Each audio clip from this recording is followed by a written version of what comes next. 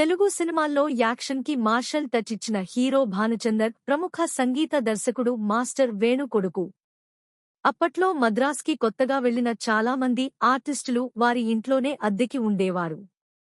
ఒకవైపు తమిళంలో, మరోవైపున తెలుగులో హీరోగా ఆయన ప్రత్యేక స్థానాన్ని సంపాదించుకున్నారు.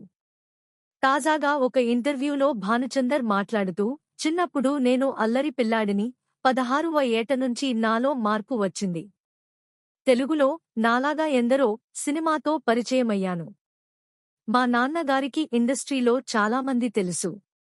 అయినా ఆయన ఎప్పుడూ ఎవరికీ నా గురించి చెప్పలేదు.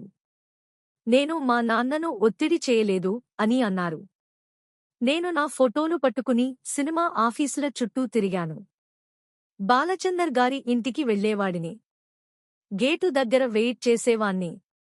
అప్పుడు చిరంజీవి, హరిప్రసాద్, సుధాకర్ వాళ్లు కూడా ఫోటోలు పట్టుకుని వచ్చేవారు. అలా కష్టపడి అవకాశాలను సంపాదించుకున్న వాళ్లమే నిరీక్షణ అంటే నాకు చాలా ఇష్టం. తెలుగులో ఆ సినిమాను కొట్టే సినిమా ఎంతవరకు రాలేదు అని చెప్పారు.